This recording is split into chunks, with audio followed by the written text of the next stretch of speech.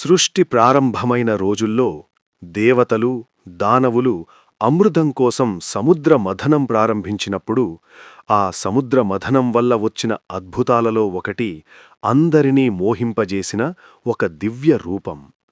ఆ రూపమే జగన్మోహిని. అదే జగన్మోహిని రూపం శ్రీమహావిష్ణువు ధరించిన అవతారం.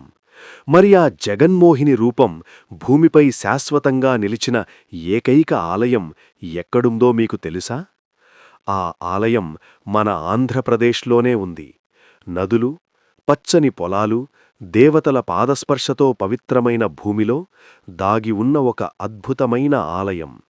అదే ర్యాలీ జగన్మోహిని కేశవస్వామి ఆలయం. సత్యయుగంలో ఒకసారి దేవతలు తమ శక్తిని కోల్పోయారు. ఇంద్రుడు శపించబడ్డాడు. దేవలోకం బలహీనంగా మారిపోయింది. అప్పుడు దేవతలు శ్రీమహావిష్ణువును ఆశ్రయించారు. అప్పుడు విష్ణువు ఇలా చెప్పాడు: దేవతలారా, దానవులతో కలిసి సముద్ర మథనం చెయ్యండి, అప్పుడు అమృతం లభిస్తుంది. అలా దేవతలు అసురులు కలిసి సముద్ర మథనం ప్రారంభించారు. మందర పర్వతాన్ని మథన దండగా పెట్టారు. వాసుకీ నాగుని తాడుగా ఉపయోగించారు. ఆ మథనం నుంచి ఒక్కొక్కటిగా అద్భుతాలు వెలువడ్డాయి. కామధేనువు, లక్ష్మీదేవి, చంద్రుడు, కల్పవృక్షం, చివరికి అమృతకుంభం. అమృతం బయటపడిన వెంటనే అసురులు దాన్ని దోచుకున్నారు. అప్పుడు విష్ణువు ఒక అద్భుతమైన రూపం ధరించాడు. అందరినీ మోహింపజేసే స్త్రీరూపం. అదే జగన్మోహిని. జగన్మోహిని రూపం చూసిన అసురులు తమకు అమృతం కావాలి అన్న విషయం కూడా మర్చిపోయారు. ఆ రూపం అంత అందంగా ఉంది. ఆ రూపం అంత దివ్యంగా ఉంది. జగన్మోహిని ఇలా చెప్పింది: మీరు అందరూ వరుసగా కూర్చోండి, నేనే అమృతాన్ని పంచుతాను. అసురులు కూడా దేవతలతో కలిసి కూర్చున్నారు. కాని జగన్మోహిని అమృతాన్ని దేవతలకే ఇచ్చింది. అసురులకు మాత్రం ఒక్క చుక్క కూడా ఇవ్వలేదు. అలా దేవతలు మళ్లీ తమ శక్తిని పొందారు. ఈ సంఘటన తరువాత జగన్మోహిని రూపం అదృశ్యమైంది.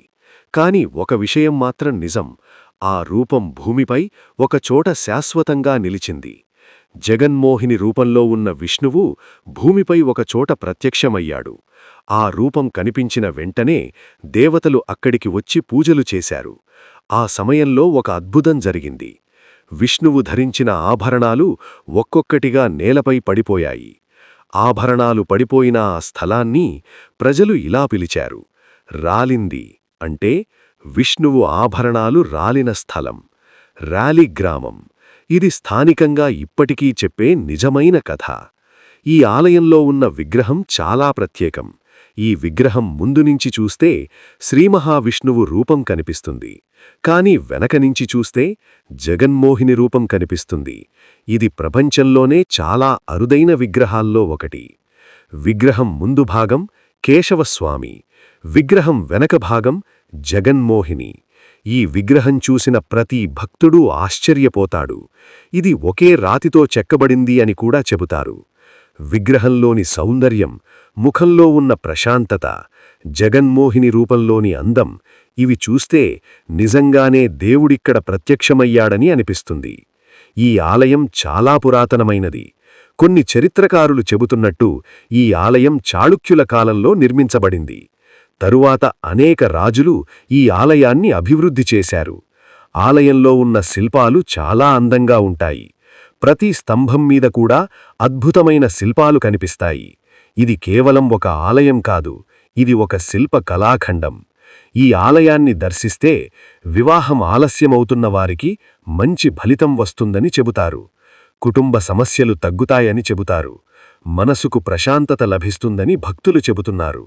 విష్ణువు, జగన్మోహిని ఇద్దరి ఆశీర్వాదం లభిస్తుంది. మన ఆంధ్రప్రదేశ్లోనే అందరికీ తెలియకుండా దాగి ఉన్న ఒక అద్భుతమైన ఆలయం. ఒకే విగ్రహంలో విష్ణువు, జగన్మోహిని రూపం కనిపించే ఆలయం. మీరు కూడా ఒకసారి ర్యాలీ జగన్మోహిని కేశవస్వామి ఆలయాన్ని దర్శించండి. ఆ దివ్య విగ్రహాన్ని చూసిన తరువాత మీ మనసులో వచ్చే ఆనందం మాటల్లో చెప్పలేరు. ఈ వీడియో మీకు నచ్చితే లైక్ చేయండి. ఇలాంటి దేవాలయ చరిత్ర వీడియోలు మరిన్ని చూడాలంటే మన ఛానల్ను తప్పకుండా సబ్స్క్రైబ్ చేయండి. ఓం నమో నారాయణాయ.